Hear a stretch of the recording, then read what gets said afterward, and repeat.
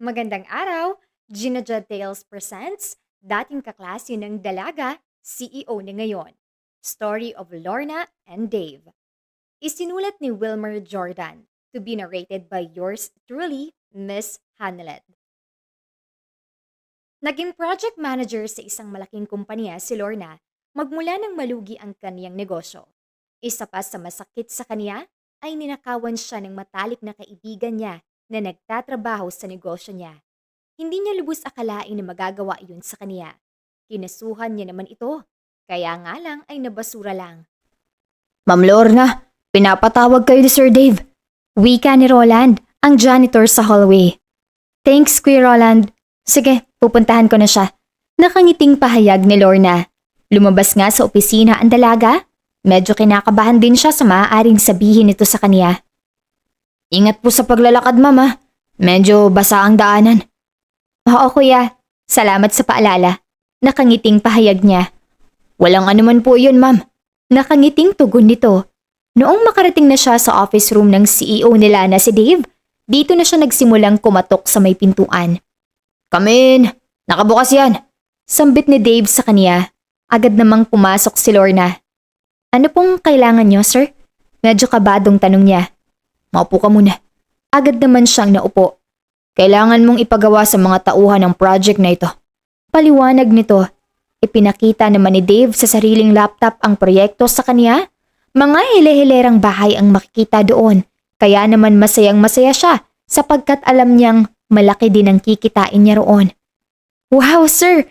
These are such beautiful houses. They're amazing! Sambit ni Lorna habang masiglang tinitignan ang mga larawan sa laptop. Sir, I know this project has great potential, especially since many families need safe and practical homes like this. You're right about that, Lorna. I chose you to manage this because I know you're reliable when it comes to implementation. We also have substantial budget allocated for this, and we need to finish it within 6 months. This is a huge honor, Sir Dave. I will do this with all my heart. I'll start working on the timeline and selecting the team as early as tomorrow. I also want to conduct an on-site inspection of the project site so we can better understand what needs to be done. That's a good idea. I'll give you all the support you need, from engineers to trustworthy suppliers. Also, you'll get additional allowance and performance bonus if we complete this properly and on schedule. Thank you so much, sir. I would also like to ask for the opportunity to coordinate with local government offices to make sure all permits and documents are in order before we start actual construction. Sure, go ahead and do that. I'll also forward all the detailed plans and specific project requirements to you. Please submit the first draft of your plan to me in the next 2 days so we can approve it right away. Yes, Sir Dave. I'll get that done. I'll also make sure we pay close attention to every aspect of the project, from the quality of materials to the safety of the workers. Pagkatapos niyang banggitin yun, magalang siyang nagpaalam at saka tumayo para umalis na. Puno siya ng sigla at determinasyon para simulan ng bagong gawain. Alam niyang ito ang perpektong pagkakataon para patunayan muli ang kanyang kakayahan bilang project manager at dagdagan pa ang magiging kita mula sa trabaho. Pagkalabas ng opisina ni Lorna, mabilis na bumalik si Dave sa kanyang mesa. Agad niyang kinuha ang planner at laptop para simulan ang pagbuo ng unang balangkas ng plano. Isinulat niya agad ang mga pangunahing hakbang. Iyon na yung pagpili ng grupo, on-site inspection, koordinasyon sa lokal na pamahalaan, at pagtukoy ng mga kailangang permit. Pero sa pag-uwi niya sa bahay, nakatanggap siya ng text message na galing sa unknown number. Ang sabi ba naman nito ay pababagsakin siya nito. Agad niyang binura ang mensahe ng pagbabanta. Aminado siya na sobrang natakot para sa ibinabalak nito, ngunit dahil malaki ang pananampalataya niya sa Diyos, isinuwalang bahala niya na lang, pero hindi nangangahulugan na kinalimutan niya. Handa siya sa binabalak nito. Kinabukasan ng umaga, bago pa man magsimula ang regular na trabaho, nandoon na si Lorna sa lugar ng proyekto. Kasama niya ang isang senior engineer na ipinadala ni Dave para tulungan siyang suriin ang lupa at suriin ang mga posibleng hamon sa konstruksyon.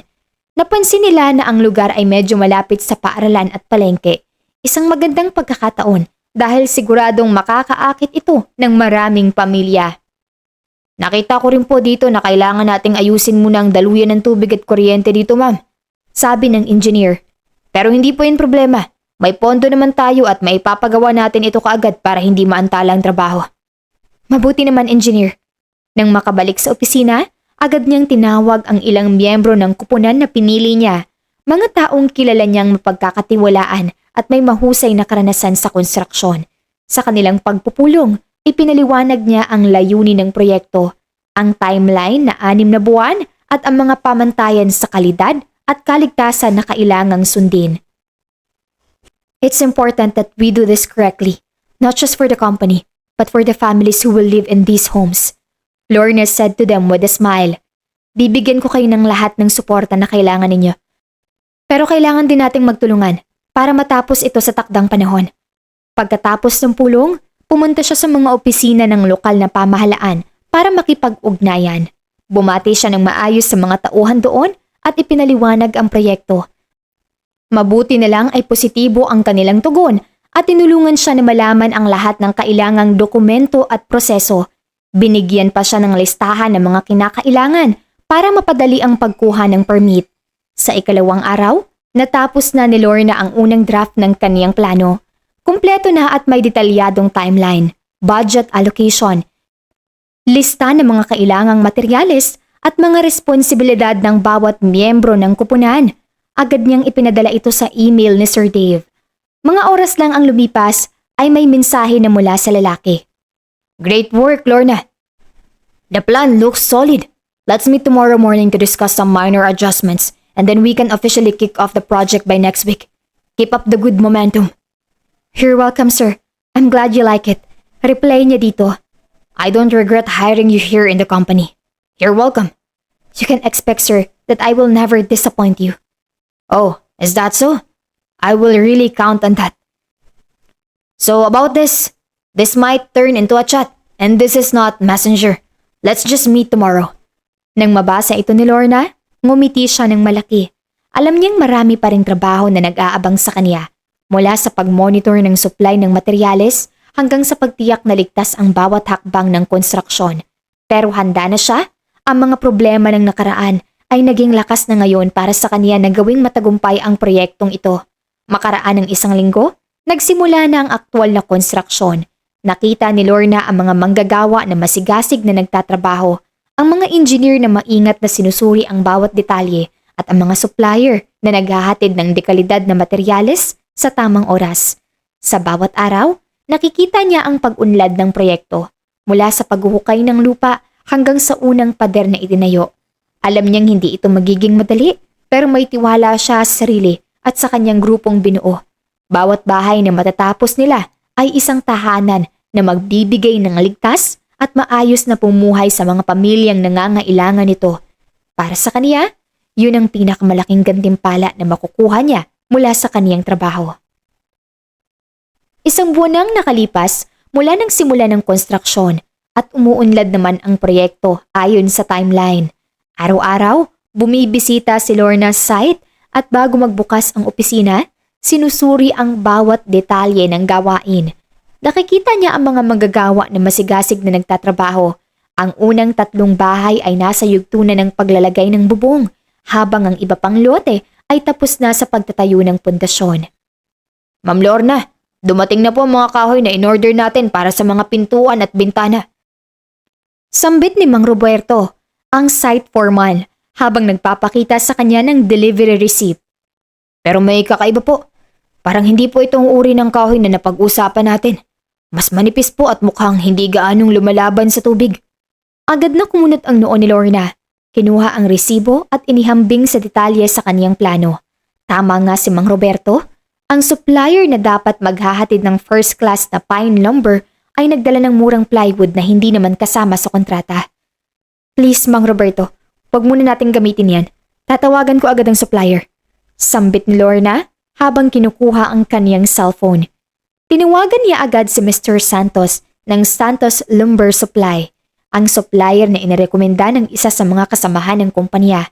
Ngunit hindi ito makontak. Patuloy na nagre-ring pero walang sumasagot.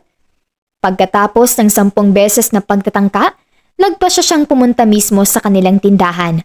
Pagdating niya doon, natagpuan niya ang isang binata na nag-aayos ng mga kahoy sa labas. "Excuse me, nasan si Mr. Santos?" Tanong niya. Ma'am, umalis po siya papuntang probinsya ngayong umaga. Ako po si Jojo, anak niya. Ano pong kailangan niyo?" Ipinakita ni Lorna ang resibo at ipinaliwanag ang problema. "Hindi itong materyales na in-order namin. Kailangan namin ng pine lumber na may certification na lumalaban sa anay at tubig dahil ang mga bahay na itinatayo namin ay para sa mga pamilyang umaasa sa ligtas na tahanan." Napabuntong hininga si Jojo. Ma'am, pasensya na po talaga. May nangyari po kasing problema sa barko na dapat maghahatid ng mga kahoy na in-order ninyo. Nasira po ito dahil sa bagyo sa daungan. Napunta lahat sa dagat. Natakot po ang tatay ko na hindi namin matutupad ang kontrata kaya po kumuha na lang siya ng mga kahoy na available ngayon para hindi po kayo maantala. Pero hindi po pwede yan, Jojo. Ang kalidad ng mga bahay ay nasa panganib kung gagamitin natin ito. Bukod pa rito, labag ito sa kontrata na pinirmahan namin. Sambit ni Lorna ng mahinahon pero determinado. Kailangan nating humanap ng paraan para malutas to bago pa tayo mas lalong maantala.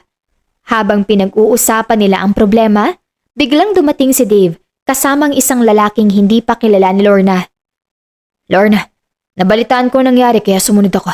Ito pala si Mr. Cruz ng Cruz Wood Industries. Isang supplier na kilala ko at may sapat na stock ng mga materyales na kailangan natin. Sambit ni Dave. Lumapit si Mr. Cruz kay Lorna at nag-abot ng kamay. Tinanggap niya naman ito habang bahagyang nakangiti. Alam ko ang proyekto ninyo, Ma'am Lorna. At alam kong importante ito para sa mga pamilyang nangangailangan. Nabalitaan ko rin ang tungkol sa inyong dedikasyon sa kalidad. Handa akong maghatid ng lahat ng pine lumber na kailangan ninyo sa loob ng 3 araw. At ibibigay ko pa ito sa mas mababang presyo kaysa sa orihinal na kontrata. Lubos na nagalak si Lorna. Talaga, sir? Maraming salamat po. Ito na makakapagligtas sa amin mula sa pagkaantala ng proyekto. Pero hindi tayo makakalimot sa kontrata natin kay Mr. Santos. Dagdag ni Dave. Panghawakan natin ito ng maayos. Bibigyan sila ng pagkakataong ayusin ang sitwasyon o ipapabalik natin ang payment na binayad na natin.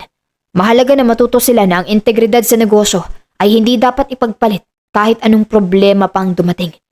Pagkatapos ng usapan, bumalik si Lorna sa site kasama si Dave. Ipinaalala niya sa mga manggagawa na magpatuloy sa ibang bahagi ng trabaho habang hinihintay ang tamang materyales, tulad ng pag-aayos ng sistema ng tubig at kuryente sa site. Isang araw pagkatapos ng insidente sa supplier, habang si Lorna ay nakaupo sa kaniyang opisina at binabasa ang ulat ng pag-unlad ng proyekto, biglang may kumatok sa pintuan. Ma'am Lorna, may bisita po kayo. Sambit ni Roland mula sa labas. Papasukin mo na lang siya, sagot ni Lorna. Pagbukas ng pintuan, pumasok ang isang babae na may maayos sa suot na blusa at palda. May dalang maleta at isang folder ng mga dokumento. May kakaibang kagalakan sa mukha nito habang lumalapit kay Lorna.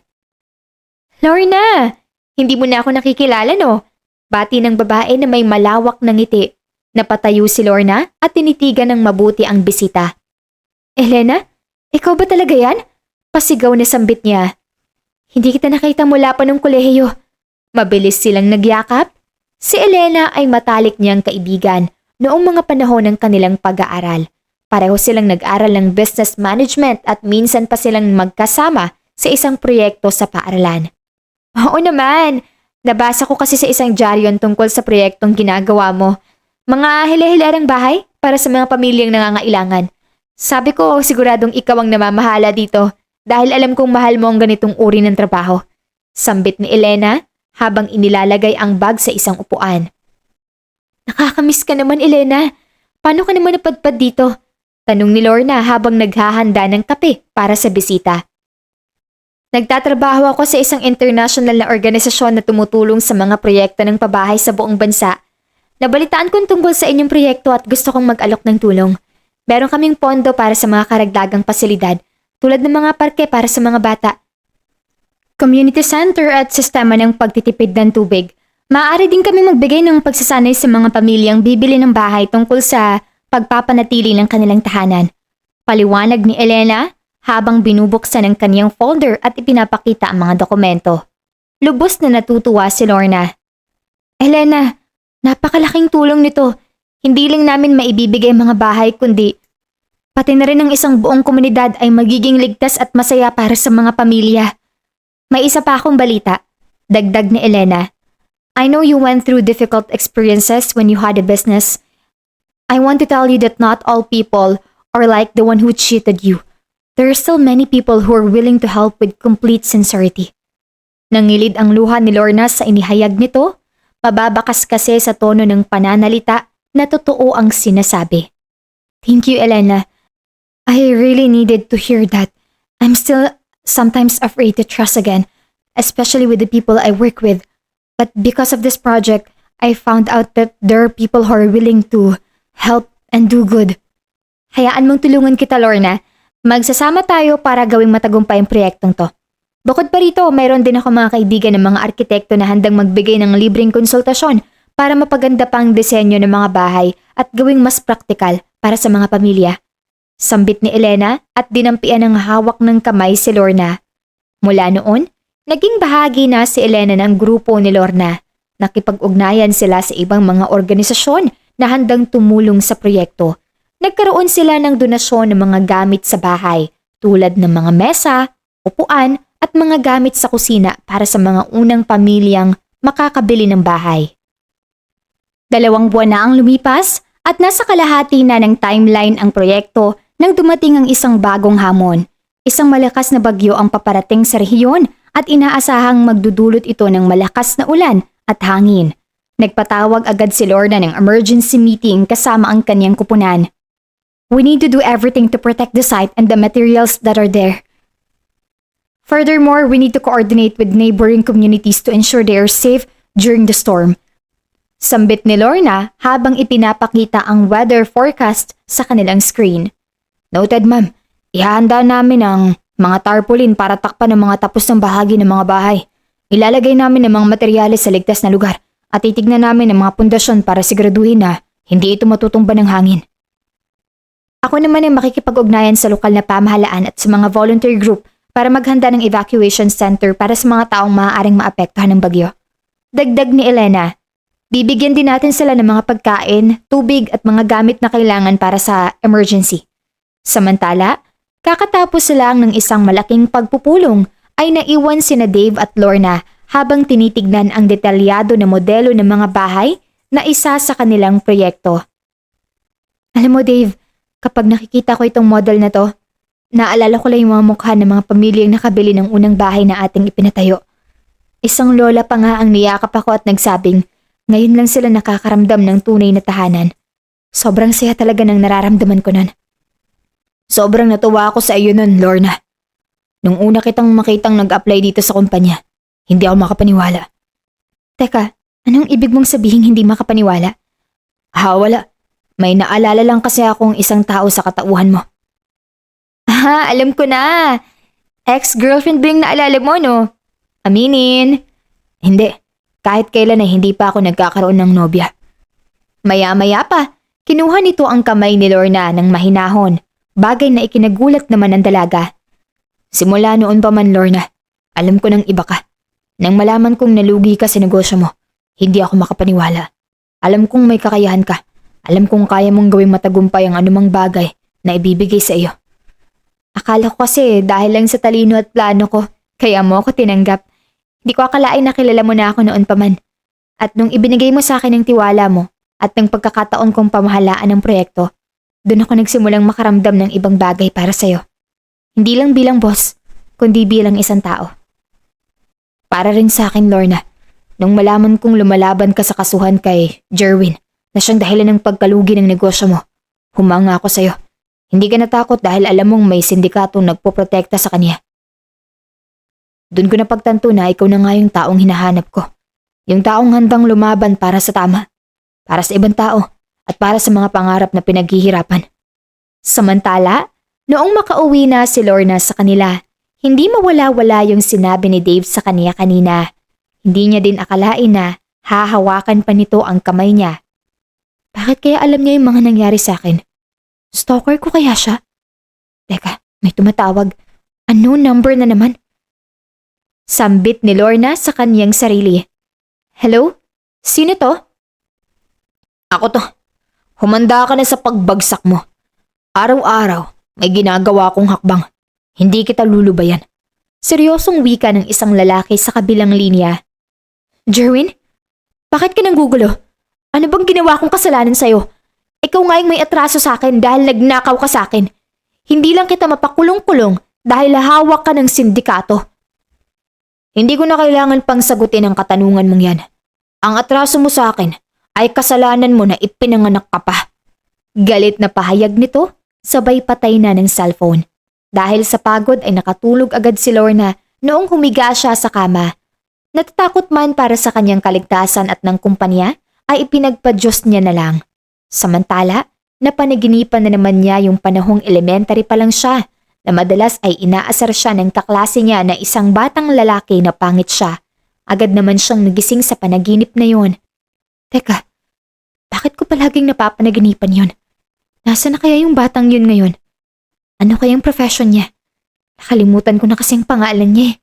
Pupungas-pungas na tanong ni Lorna sa sarili hanggang sa bumalik uli siya sa pagtulog dahil antok pa siya. Kinabukasan, habang naghahanda ang lahat para sa bagyo, may isang grupo ng mga residente mula sa kalapit na baryo ang dumating sa site. Pinamumunuan sila ni Mang Carlos, isang matandang magsasaka na nakatira doon mula pa noong dekada 80. Ma'am Lorna, nabalitaan po namin ang tungkol sa inyong proyekto. Sambit ni Mang Carlos habang kinakabahan na nakatingin kay Lorna. Sinusuportahan po namin kayo, pero mayroon po kaming isang alalahanin. Marami po kaming mga taniman ng gulay sa tabi ng site na nagsisilbing kabuhayan ng aming mga pamilya. Natatakot po kami na baka masira ito habang nagtatrabaho kayo o baka maabutan ito ng baha dahil sa mga pagbabago na ginagawa ninyo sa daanan. Naiintindihan ni Lorna ang damdamin ni Mang Carlos at ng mga kasama nito. Mang Carlos, salamat po sa pagiging bukas ninyo sa akin. Naiintindihan ko po ang inyong alalahanin dahil alam ko na ang mga taniman ninyo ay mahalaga para sa inyong pamumuhay. Hahawakan po natin ito ng maayos. Meron kami mga engineer na makakatulong sa inyo na ayusin ang inyong mga taniman para hindi ito maabutan ng baha. Bukod pa rito, kung maaari po, gusto naming isama kayo sa proyekto at maaari kayong magtrabaho bilang mga tagapag-alaga ng mga taniman sa community garden na plano naming itayo sa site. Lumawak ang ngiti ni Mang Carlos at nawala na ang nerbiyos sa mukha nito. Talaga po ba, ma'am? Iyan po ay napakalaking tulong sa amin. Handa po kaming tumulong sa inyo sa anumang paraan. Pwede po kaming magbigay ng mga punla ng gulay para sa community garden at magturo po sa mga mamamayan ang tamang paraan ng pagtatanim. Nagkasundo sila agad. Bago pa dumating ang bagyo, natapos na nila. Binigyan din sila ng mga gamit para protektahan ang mga taniman mula sa malakas na ulan at hangin. Nang dumating na ang bagyo, handa na ang lahat. Ang site ng proyekto, walang malaking pinsala ang nangyari sa mga bahay na itinayo na at sa mga materyales. Ang evacuation center na inihanda nila ay nagsilbing tirahan ng mahigit 100 pamilya mula sa kalapit na baryo. Habang bumabagyo, nagtulungan ang mga tao, nagluluto ng pagkain, nag-aalaga sa mga bata at matatanda, at nagkukwentuhan para mapagaan ang takot ng mga tao. Pagkatapos ng bagyo, nagtulungan silang linisin ang mga kalat at ayusin ang mga nasirang bahagi ng komunidad. Ang mga taniman ni Mang Carlos ay nanatiling ligtas, pati ng ilang bahagi ng site na inayos nila ay hindi na tinabunan ng baha. Pagkalipas ng 5 buwan, malapit na matapos ang proyekto. 15 bahay na ang tapos na at handang maipagbili sa mga pamilya. Ang community garden ay puno na ng mga gulay. Ang parke para sa mga bata ay mayroon ng mga laruan. At ang community center ay handa ng gamitin para sa mga pagpupulong at aktibidad ng komunidad. Isang araw, tinawagan si Lorna ni Dave para pumunta sa kanyang opisina. Lorna, may magandang balita ako para sa iyo at sa inyong kupunan. Sambit ni Dave nang makita si Lorna. Ang proyekto ninyo ay napansin ng mga national award-giving body. Inaanyayahan kayong dumalo sa paggawad ng parangal sa darating na linggo dahil sa inyong kausahin sa pamamahala ng proyekto at sa positibong epekto nito sa komunidad. Hindi kami makapaniwala, Dave. Ito'y napakalaking karangalan para sa aming lahat. Sambit ni Lorna ng tuwang-tuwa. Bukod pa rito, dahil sa tagumpay ng proyektong ito, mayroon akong plano na palawakin ito sa ibang mga lungsod sa Central Luzon. Gusto kong ikaw pa rin ang mamamahala sa susunod na yugto ng proyekto. Bibigyan ka namin ng mas malaking kapunan at mas malaking budget para makapagbigay pa tayo ng maraming tahanan sa mga pamilyang nangangailangan. Dagdag ni Dave. Lumuluha na ngayon si Lorna sa tuwa. Maraming salamat, Sir Dave. Hindi ko ito magagawa nang wala ang suporta ng inyong kumpanya. Ang lahat ng paghihirap at pagsikap natin ay nasulit na.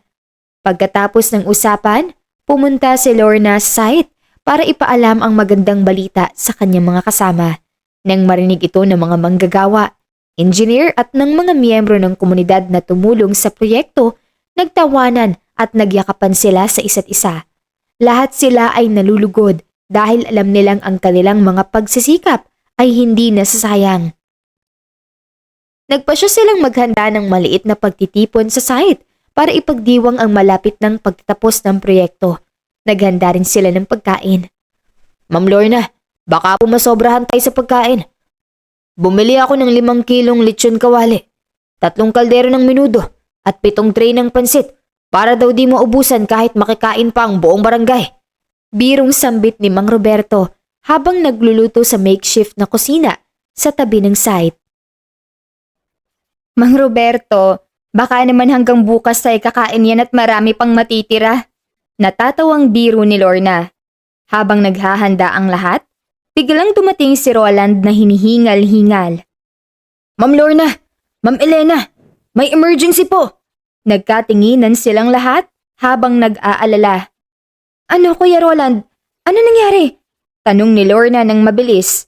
Hindi po ma'am, pero parang mas malala pa po.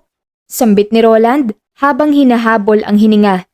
Nakita ko po si Mang Carlos na kumuha ng isa sa mga bagong gawaang upuan sa community center. Tapos inuwi niya po para subukan kung matibay. Napahagalpak ng tawa si Elena. Hindi ba niya alam na para yun sa bisita? Tahayag ni Elena. Ewan ko po ma'am. Sabi niya lang test drive daw para sa mga susunod na bibili ng bahay. Sagot ni Roland na napailing-iling na rin. Pagkatapos ay naglakad sila papunta sa bahay ni Mang Carlos. Malapit lang kasi ito. At totoo nga, nakita nila ang matandang lalaki na nakasandal sa upuan habang nakikipagkwentuhan sa mga apo. Nakasuot pa siya ng isang malaking sombrero na parang nagbabakasyon sa probinsya. Mang Carlos, yan ba ang test drive na sinasabi ni Roland? Tanong ni Lorna na pinipigilan ang tawa. Ma'am Lorna, pasensya na po. Napakaganda kasi nung upuan. Parang pang-hotel. Gusto ko lang po suriin kung makakatagal ba ito. Sambit ni Mang Carlos habang tumatawa rin. Ibabalik ko na po mamaya, promise. Baka naman mapagkamalan akong magnanakaw. Hindi ako makakalaban sa kaso. Lahat sila ay napahalakhak ng malakas. Pinagkasunduan na lang nilang ibigay kay Mang Carlos ang upuan bilang pasasalamat sa lahat ng tulong sa proyekto. Dumating naman sa lugar nila si Jojo, anak ni Mr. Santos ng lumber supply. Dala-dala niya ang isang malaking kahon na naglalaman ng mga bagong gawang kutsara at tinidor na gawa sa kahoy. Ma'am Lorna, pasensya na po ulit sa nangyari dati. Sambit ni Jojo habang inilalagay ang kahon sa mesa. Pinaghirapan po namin itong gawin ng tatay ko bilang pagpapaumanhin. Sabi niya, sana po magustuhan niyo. Gawa po ito sa mga sobrang matibay na kahoy na hindi agad masisira. Wow, Jojo! Ang ganda naman ito! Sambit ni Elena habang kumukuha ng isang sample. Mukhang pwede itong pangregalo sa mga pamilyang makakabili ng bahay Habang kumakain at nagkukwentuhan ng lahat, biglang may sumigaw. Ma'am Lorna, may bisita po kayo mula sa gobyerno. Lumingon sila at nakita ang isang lalaking suot ang maayos na barong kasama ang 2 tauhan na may daladalang kamera. Pero bago pa sila makapagsalita, biglang natapilok ang bisita at napasubsob sa mesa kung saan pa nakatapat ang lechon kawali ni Mang Roberto. Ay naku sir, pasensya na po. Sigaw ni Mang Roberto habang tinatayo ang lalaki.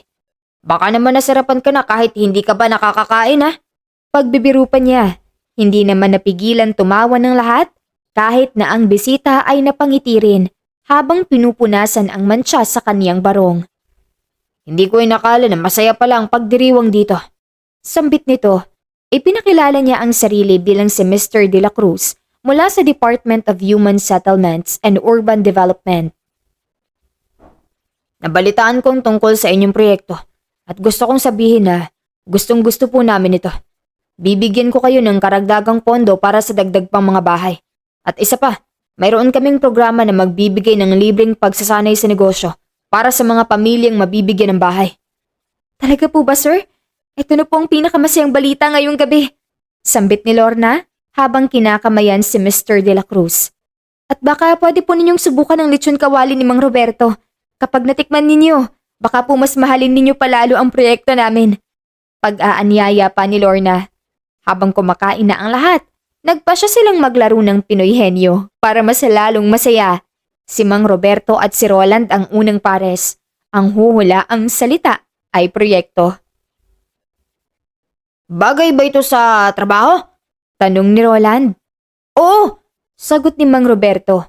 May kinalaman sa bahay? Oo! May kinalaman sa pera? Pwede! Proyekto ba yan? Sigaw ni Roland. Oo! Sumigaw ang lahat habang pumapalakpak. Naglaro pa ang iba at pagkatapos nito, tumayo na si Lorna para magsalita. Mga kaibigan, hindi ko maipapaliwanag ang saya na nararamdaman ko ngayon. Mula sa mga problema ng nakaraan hanggang sa proyektong ito na puno ng mga sorpresa. Masaya man o medyo nakakainis, natutunan ko na ang tunay na tagumpay ay hindi lang nakikita sa tapos na proyekto, kundi sa mga taong nakasama natin sa bawat hakbang ng daan. Tama po yan, ma'am! Sigaw ng isang batang kasama sa pagtitipon.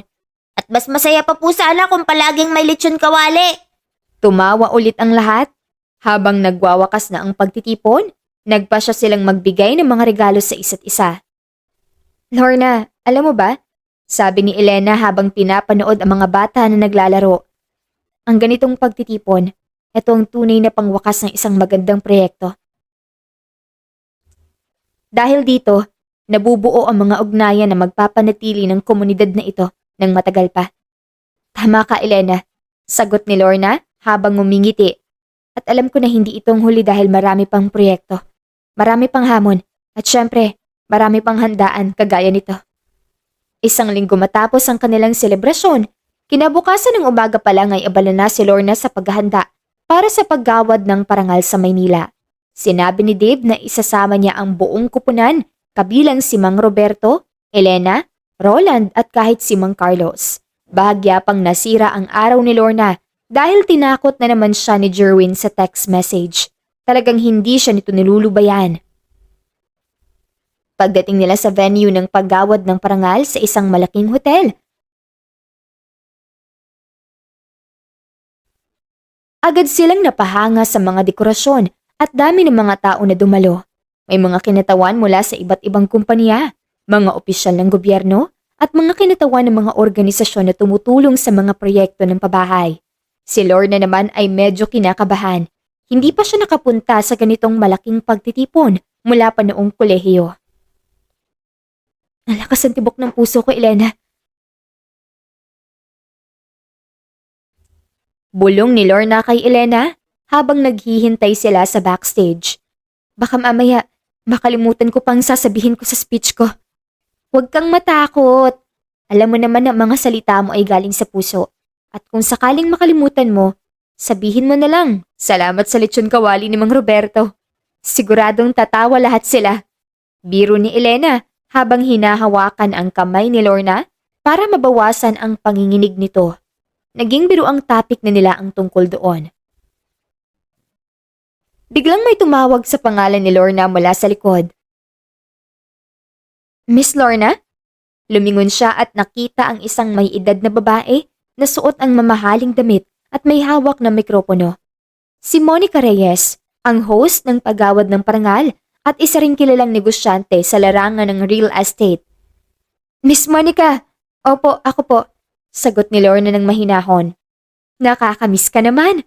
Ikaw yung batang estudyante na nangunguna sa klase noong ako ay guro pa sa inyong universidad, di ba? Tinanong kita noon kung anong pangarap mo at sinabi mong gusto mong gumawa ng mga bahay na kayang bilhin ng mga simpleng pamilya. Sabi ni Monica habang nakangiti. Hindi ko inakala na makikita kita ulit dito bilang nominado sa pinakamahusay na proyekto ng pabahay. Napaluha si Lorna sa kagalakan nang dahil sa inihayag nito. Miss Monica, ikaw po pala yun. Opo. Hindi ko po kayo makakalimutan. Ikaw po ang nagbigay sa akin ng unang libro tungkol sa pamamahala ng proyekto ng pabahay. Sinabi ninyo na ang tunay na tagumpay ay hindi lang sa kita kundi sa mga buhay na mababago ng ating trabaho. Talagang natupad mo na ang pangarap mo, Lorna. At alam kong marami pang pamilya ang mapapabuti mo. Sabi ni Miss Monica at marahang niyakap si Lorna. Nang magsimula na ang paggawad ng parangal. Unang binanggit ang mga ibang nominadong proyekto, mga mamahaling condominium at subdivision na matatagpuan sa mga pangunahing lungsod. Habang pinapanood ang mga larawan ng mga proyekto, naramdaman ni Lorna na mas maliit ang kanilang proyekto kumpara sa iba.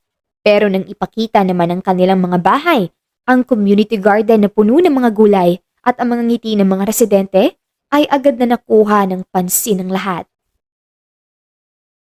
Ang proyektong ito ay itinayo para bumuo ng isang tunay na komunidad. Sambit ni Monica habang ipinapakita ang mga larawan. Mula sa mga problema sa supply ng materyales hanggang sa pagharap sa bagyo, ang grupo namin ay nagpakita ng hindi matitinag na dedikasyon at pagkakaisa. At higit sa lahat, sila ay nakipag-ugnayan sa mga lokal na residente para tiyakin na ang proyekto ay makakatulong sa kanilang pamumuhay. Nang tawagin na ang pangalan ng kanilang proyekto bilang pambansang kampyon sa responsableng pabahay at pagbuo ng komunidad, ang buong grupo ay tumayo habang nagsisigawan sa tuwa. Umakyat uli sa entablado si Lorna at habang hawak niya ang trophy ay hindi na niya napigilan ang lumuha. Mga kaibigan, mga kababayan, panimula ni Lorna sa kanyang speech.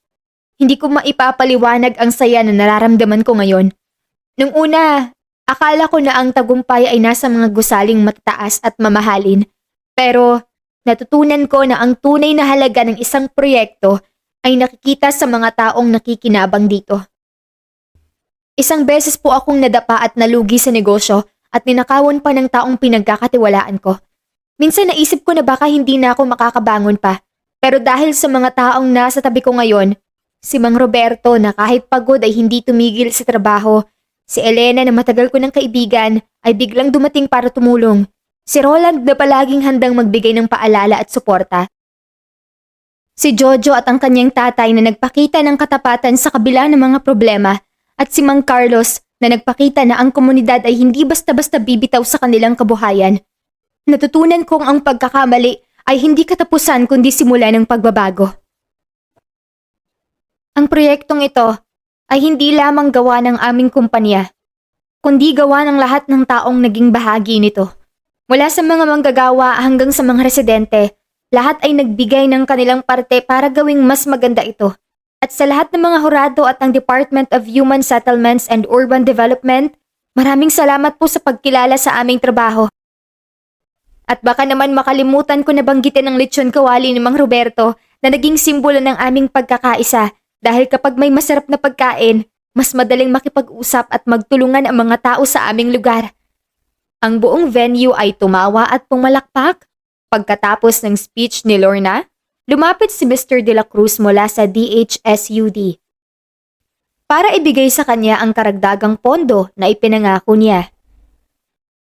Ma'am Lorna, bibigyan po kayo ng karagdagang 5 milyong piso para sa dagdag pang 20 na bahay.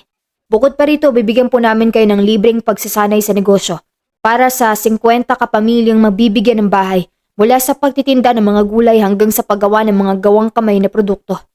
Libreng pabahay yon. Maraming salamat po, sir. Ito po ay napakalaking tulong sa amin. Sagot ni Lorna habang kinakamayan si Mr. De La Cruz. Pagkatapos ng paggawad ng parangal, inanyayahan sila ng hotel na kumain ng tanghalian.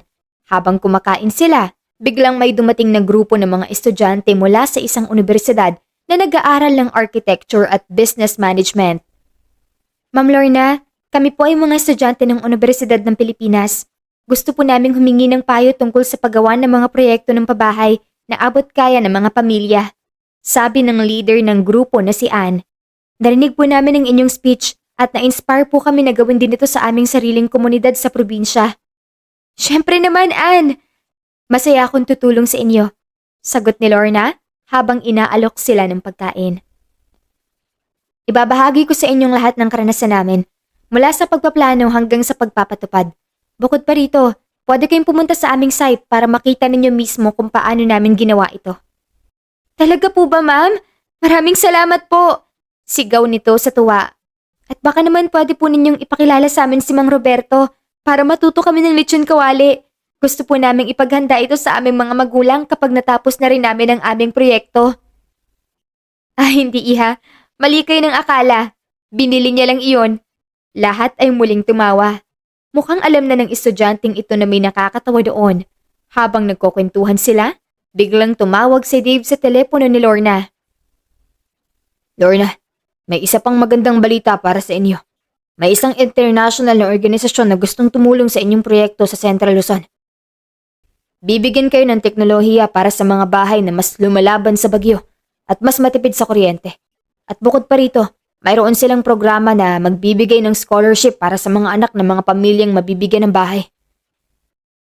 Hindi po kami makapaniwala, Sir Dave. Ito po ay napakalaking biyaya. Sambit ni Lorna na tuwang-tuwa. Ipapaalam ko na po ito sa buong grupo. Siguradong magiging mas masaya sila. Pagbalik nila sa kanilang lungsod, inihanda na nila ang lahat para sa unang araw ng pagbibigay ng mga bahay sa mga pamilya. Pumili sila ng 15 pamilyang pinakanangangailangan, mga pamilyang walang sariling tahanan, mga single parent, at mga pamilyang miyembro na may sakit o kapansanan. Isang linggo bago ang araw ng pagbibigay ng mga bahay, nagpasya silang maghanda ng pagsusuri at paghahanda ng mga bahay, kung saan ang lahat ng bahay ay sinuri ng mga engineer para tiyakin na ligtas ito. Nilinis ng mga manggagawa at binigyan pa ng mga simpleng dekorasyon tulad ng mga halaman at kortina. Ma'am Lorna, tapos na po naming linisin ang lahat ng bahay. Binilhan na rin po namin ng mga unan at kumot para hindi na po sila mahihirapan. Kumuha lang ako sa pondo natin para lang makabili nun. Sambit ni Mang Roberto habang ipinapakita sa kanya ang isang bahay na puno ng mga gamit. At nagluto po kami ng isang malaking kaldero ng lugaw para sa mga pamilyang darating bukas. Mang Roberto, hindi ko alam kung paano ko kayo pasasalamatan. Sambit ni Lorna habang yumayakap kay Mang Roberto. Ang lahat ng ito hindi mangyayari kung hindi dahil sa inyong sipag at dedikasyon. Wala pong anuman, ma'am. Alam naman po namin na ang mga bahay na ito ay para sa mga pamilyang tunay na nangangailangan. Basta po may kailangan sila, handa po kaming tumulong sa pag-ayos o pagkukumpuni ng bahay. Sagot ni Mang Roberto ng maingat. Kinabukasan ng umaga, maaga pa lang ay naroon na ang mga pamilyang mabibigyan ng bahay sa site. May mga bata na naglalaro ng taguan sa paligid ng mga bahay. Habang ang mga magulang ay kinakabahan at tuwang-tuwa na rin. Si Mang Carlos naman ay daladala ang kaniyang mga apo at may dalang supot na mga punla ng gulay para ibigay sa bawat pamilya. Mga kababayan, maligayang pagdating! Bati ni Lorna sa mga pamilya habang nasa entablado na itinayo sa gitna ng site. Ngayong araw ay isa sa pinakamahalaga sa aming buhay dahil ngayon, bibigyan pa natin ng sariling tahanan ang 15 pamilyang pinakanangangailangan sa ating komunidad. Bawat bahay na ito ay pinagsikapang buuhin. Binigyan ito ng puso at dedikasyon para siguraduhin na ito ay ligtas at maayos na tahanan para sa inyo. Bukod pa rito, bibigyan kayo ng mga punla ng gulay mula kay Mang Carlos para magkaroon kayo ng sariling taniman, mga gamit sa bahay mula sa mga organisasyon na tumulong sa amin at pagkakataong makapag-aral ng libre ang inyong mga anak sa malapit na paaralan. At isa pa, mayroon kaming programa na magbibigay ng pagkakataong makapagtrabaho kayo sa susunod na yugto ng aming proyekto. Maaari kayong magtrabaho bilang mga tagapag-alaga ng community garden, mga manggagawa sa konstruksyon, o mga tagapagbigay ng serbisyo sa komunidad. Habang nagsasalita si Lorna, napansin niya ang isang pamilya na nakatayo sa dulo ng grupo. Isang babae na may dalang sanggol sa kanyang bisig at isang batang lalaki na mukhang 10 taong gulang pa lamang. Nakita niya na ang babae ay umiiyak ng tahimik habang nakatingin sa mga bahay. Pagkatapos ng speech, pinasimula na ang pagbibigay ng mga susi ng mga bahay. Bawat pamilya na napili ay tinawag ang pangalan at umakyat naman sa entablado para tanggapin ang kanilang susi mula kay Lorna. Habang tumatanggap ang mga pamilya ng kanilang susi, ang lahat ay pumalakpak at nagsisigawan sa kagalakan. Nang tawagin na ang pangalan ng pamilyang Santos, ang babae na may dalang sanggol, lumakad siya papunta sa entablado habang hawak-hawak ang kamay ng kaniyang anak na lalaki. Ma'am Lorna, maraming salamat po, sabi nito habang umiiyak. Ako po si Rosita. 1 taon na po kaming nakatira sa ilalim ng tulay malapit dito. Minsan naisip ko na baka hindi na kami makakabili ng sariling bahay. Pero ngayon, alam ko na may pag-asa pa po kami. Ang aking anak na si Ipe ay gustong maging engineer para makatulong din sa mga pamilyang tulad namin. Sabi niya, gusto niyang gumawa ng mga bahay na maganda at ligtas, gaya nito. Dagdag ni Rosita habang tinuturo ang kaniyang anak. Lumapit si Lorna kay Ipe at hinaplos ang buhok sa ulo nito. Ipe, tandaan mo palagi na ang pangarap ay matutupad kung magsusumikap. At kung gusto mong matuto ng maraming bagay tungkol sa paggawa ng bahay, pwede kang pumunta sa aming site tuwing Sabado. Tuturuan ka ng mga engineer at ni Mang Roberto ng lahat ng kailangan mong malaman, mula sa pagpupundasyon hanggang sa paglalagay ng bubong. Baka nga ikaw pa ang maging pinuno ng susunod na proyekto ng pabahay dito sa ating lugar balang araw. Salamat po, Ma'am Lorna. Sisikapin ko po talaga. Gusto ko rin pong matuto ng lechon kawali kay Mang Roberto para ipaghanda ko po ito kapag nakapagtapos na ako at nakapagpatayo na ako ng sarili kong bahay para sa amin ni Nanay. Saan mo ba napulot ang joke na yan? Hindi naman luto yun ni Mang Roberto. Ang buong grupo ay tumawa ng malakas. Pagkatapos ay inakay ni Lorna si Rosita at Ipe patungo sa kanilang bagong bahay. Isang maliit ngunit maayos na bahay na may 2 silid tulugan, kusina, banyo at maliit na bakuran na handa ng taniman ng mga gulay. Nanay, tignan mo! May sarili na tayong kama! Sigaw ni Ipe habang tumatakbo papunta sa loob ng bahay. Nakita niya ang isang kama na may bagong unan at kumot, pati na ang isang mesa at 2 upuan sa sala. Sa kusina naman ay may kaldero, kawali, kutsara, tinidor at mga plato na binigay ng mga tumulong na organisasyon. Hindi ko po akalain na makakatira na kami sa ganito kagandang bahay. Sambit ni Rosita habang hawak-hawak ang kaniyang sanggol. 1 linggo pa lang po kaming nakatira sa ilalim ng tulay ng may bagyo at muntik na kaming malunod sa baha. Ngayon, alam ko na ligtas na kami at mayroon na kaming tahanan na pwede naming tawaging sarili namin. Habang nagsasalarawan si Rosita, dumating si Elena kasamang ilang miyembro ng kanyang organisasyon. Rosita, nagdala kami ng mga damit para sa inyong mga anak at mga gamit para sa sanggol. Sambit ni Elena habang inilalagay ang mga bag sa mesa. Bukod pa rito, mayroon kaming programa na magbibigay ng libreng check-up sa mga bata at buntis na kababaihan dito sa komunidad. Pupunta po kami tuwing 2 at 4 na linggo ng bawat buwan para magbigay ng mga gamot at payo tungkol sa kalusugan. Maraming salamat po talaga, Ma'am Elena.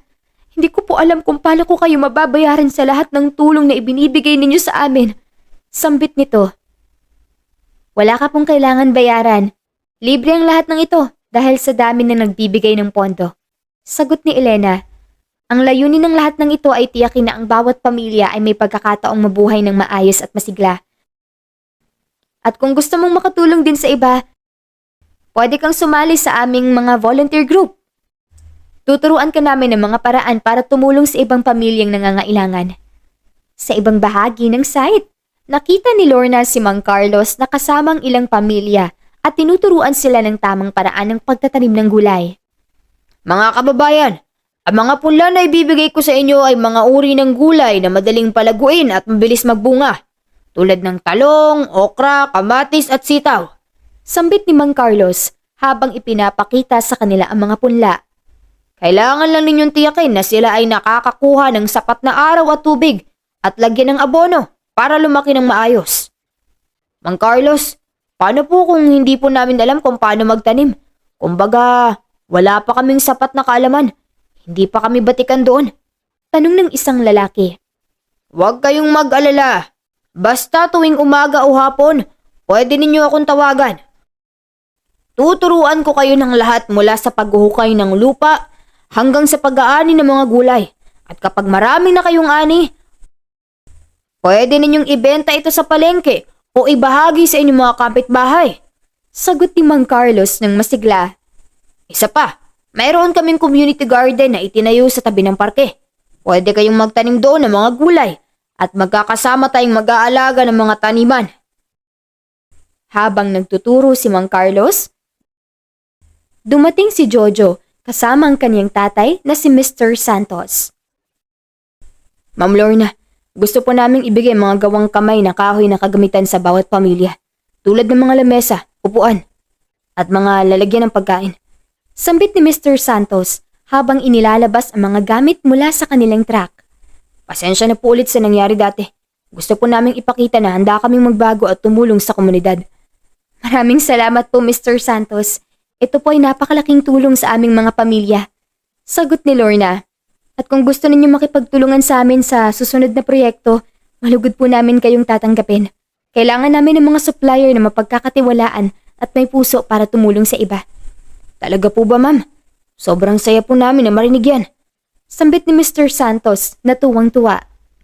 Pangako po namin na gagawin namin ang lahat para tiyakin na ang mga materyales na ibibigay namin ay dekalidad at abot kaya ang halaga.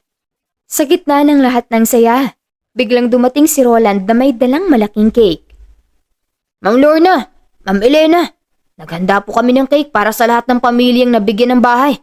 Binili po namin ito gamit ang konting pera na naipon namin mula sa aming mga sweldo at mula sa mga donasyon ng ibang empleyado ng kumpanya. Sambit ni Roland habang inilalagay ang cake sa isang mesa sa gitna ng site. Wow, Kuya Roland! Ang ganda naman ng cake! Sigaw ng batang babae habang tumatakbo papunta sa mesa. Nakita nito na ang cake ay may mga larawan ng mga bahay at ng mga pamilyang nabigyan ng tahanan. Sa gitna pa nito ay may nakasulat na, "Mabuhay ang bagong komunidad." Bago tayo kumain ng cake, mayroon akong isang maliit na sorpresa. Sambit ni Lorna habang tumitingin sa kaniyang relo. Tignan ninyo ang dulo ng site. Lumingon ang lahat at nakita nila ang isang grupo ng mga estudyante na dati nang humingi ng payo kay Lorna. Kasama si Ann at ang iba pang estudyante ng University of the Philippines. Dala-dala nila ang mga larawan ng mga plano ng bahay na kanilang ginawa para sa kanilang sariling proyekto sa probinsya. Ma'am Lorna, Ma'am Elena, pumunta po kami dito para ibigay sa inyo mga plano ng bahay na aming ginawa. Sambit ni Ann habang lumalapit kay Lorna. Pinag-aralan po namin lahat ng inyong sinabi noong nasa Maynila pa kami. Gumawa po kami ng mga disenyo ng bahay na mas lumalaban sa bagyo, mas matipid sa kuryente, at mas abot kaya pa ng mga pamilya. Ang ganda naman ng mga disenyo ninyo, sabi ni Lorna habang tinitignan ng mga larawan. Mukhang napag-aralan ninyo ng mabuti ang lahat. Gusto kong ibigay sa inyo ang ilan sa aming mga engineer para tumulong sa inyo sa pagpapatupad ng proyekto ninyo. Bukod pa rito, pwede kayong kumuha ng ilan sa aming mga supplier para tiyakin na maganda ang kalidad ng mga materyales na gagamitin ninyo. Maraming salamat po, Ma'am Lorna. Hindi po namin ito magagawa nang walang inyong tulong at payo. Sambit ni Ann at tuwang-tuwa ito. At para po sa pasasalamat namin, naghanda po kami ng isang maliit na programa. May mga kanta at sayaw po ang aming mga kasama at mayroon din po kaming mga libro tungkol sa arkitektura at pamamahala ng proyekto na ibibigay namin sa mga bata dito sa komunidad. Ma'am Lorna, tignan niyo po! Sigaw ng isang batang babae na may dalang maliit na halaman. Sa oras na yun, biglang umulan ng bahagya, ngunit hindi ito naging hadlang sa saya ng mga tao. Sa halip, mas lalong naging masaya sila dahil alam nilang ang mga ulan ay makakatulong sa mga taniman nilang gulay at sa mga halamang itinanim nila sa kanilang mga bakuran. Mga kababayan, tignan natin ang mga ulan bilang biyaya mula sa langit. Sambit ni Lorna habang nakangiti. Ito ay simbolo ng pagbabago at pag-asa na dadalhin ng mga bagong bahay na ito sa inyong buhay. Mula noon, nagsimula silang magtrabaho muli Ang mga manggagawa ay nagpatuloy sa pagtatayo ng mga natitirang bahay, habang ang mga pamilya naman ay tumutulong sa paglilinis at pag-aayos ng site.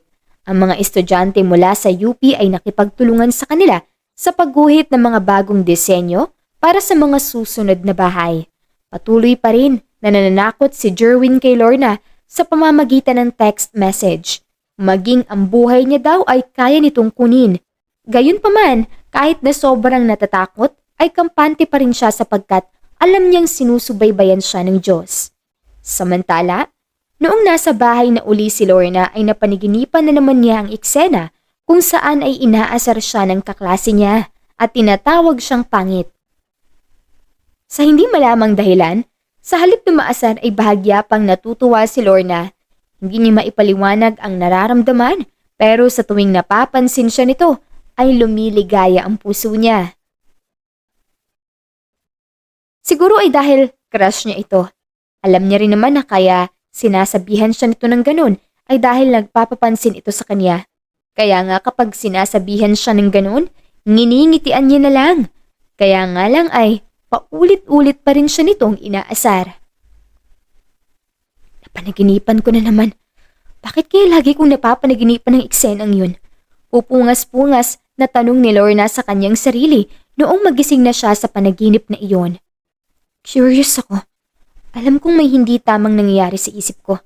Kaya gabi-gabi ko nalang napapanaginipan yon. Kinakailangan kong magpatingin sa psychiatrist. Napabuntong hininga na lang uli si Lorna. At dahil hating gabi pa sa oras na yun, ipinagpatuloy niya na lang ang pagtulog. Kinabukasan ay nagtungo nga siya sa doktor at maayos niyang ipinaliwanag lahat ng napanaginipan. Ayon sa psychiatrist, wala namang masama kung napapanaginipan niya yung nakaraan. Kaya niya lang daw iyon paulit-ulit na napapanaginipan ay dahil palagi niya itong iniisip at gusto niyang makita ang batang laging nang aasar sa kanya. Kumbaga ay namimiss niya ito. Dito na lang siya nakahinga ng maluwag. Hanggang sa dumating ang pagkakataon na nag-usap sila ni Dave sa mansyon nito. Inimbitahan kasi siya na magpunta doon. Anong mahalagang pag-uusapan natin, Dave? At naimbitahan mo ako dito? Nagtatakang tanong ni Lorna. Gusto ko lang ipagtapat sa iyo na ako yung batang palagi nang haasar sa iyo ng elementary pa lang tayo. Sana naman mapatawad mo ako. At alam ko na naging trauma ako sa buhay mo noon. Wow! Ikaw pala yun? Ang laki ng pinagbago mo ah. Halos hindi kita nakilala, Dave. Gulat na pahayag ni Lorna. Base sa ekspresyon mo. Parang hindi ka nagalit na ako pala yun. Siya nga pala. May dahilan kung bakit ipinagtapat ko sa'yo iyon. Teka, anong dahilan mo? Wala na sa akin yun dahil mga bata pa lang tayo noon. Saka hindi ka naman totoong bully Alam kong nagpapapansin ka lang sa akin kaya mo yun ginagawa. Totoo yun, Lorna. Noon pa man may pagtingin na ako sa'yo. At magpahanggang ngayon din naman. Yan ang gusto kong sabihin sa'yo. Bakit mo naman ako nagustuhan? Nagtatakang tanong ni Lorna. Dahil masaya ako sa tuwing nakikita ka. Ganun lang at wala nang paliwanag pa. Ganun naman yung pag-ibig, di ba? Hindi nahahawakan pero nararamdaman. Nakangiting paliwanag sa kanya ni Dave. Masaya ako nang malaman na ikaw pala yung batang yun. Dahil matagal na kitang hinahanap. Aaminin ko rin na masaya ako na tinutokso mo ako noon dahil gusto kong lagi mo akong pinapansin.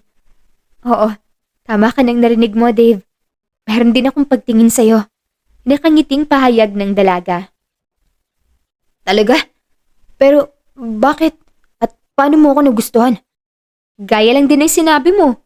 Masaya lang din ako at lumigaya ang puso ko kapag nakikita kita. Wala nang paligoy-ligoy pa. Pag-ibig din ang nararamdaman ko para sa'yo. Maraming salamat, Lorna. So, tayo na ba? Hayaan mo.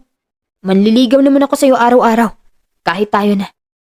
Maraming salamat, Dave. Sulit talaga ang paghihintay ko sa'yo. Oo, tayo na. Nakangiting pahayag ni Lorna. Lumapit naman sa kanya ang binata hanggang sa magkayakapan sila nito.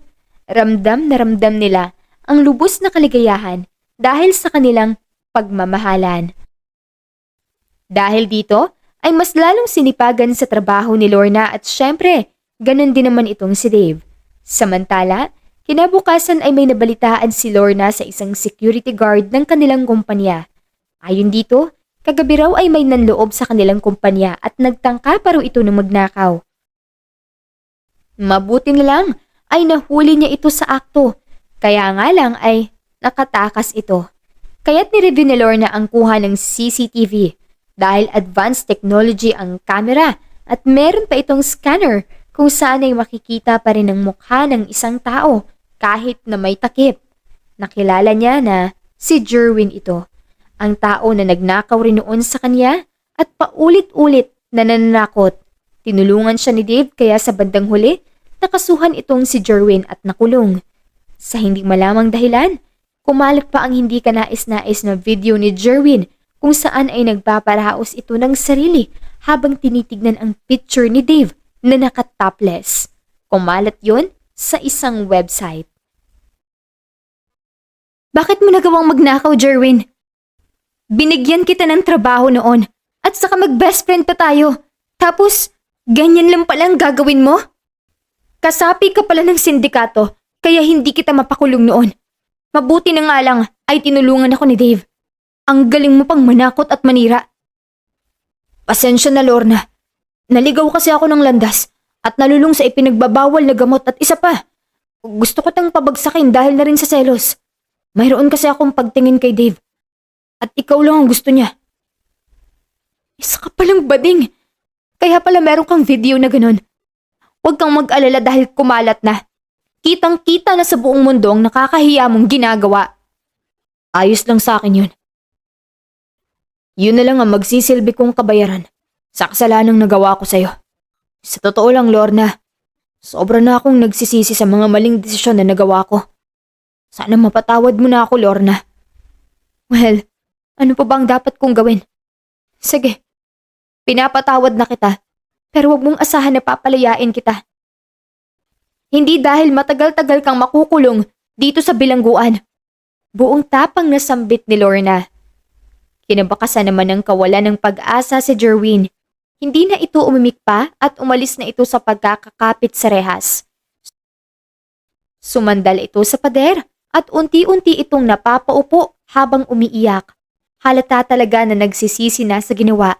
Subalit kahit na naaawa si Lorna, kinakailangan niyang wag tablan nito nang sa ganun ay mapagbayaran ni Jerwin ang kasalanan sa kanya. Samantala, dahil sa husay ni Lorna sa trabaho at ang pagpupursige niya na magpagawa ng mga murang bahay para sa mga simpleng mamamayan, na-promote siya bilang Director of Project Management sa kanilang kumpanya. Siyempre, wala nang iba na gagawa nun kundi si Dave.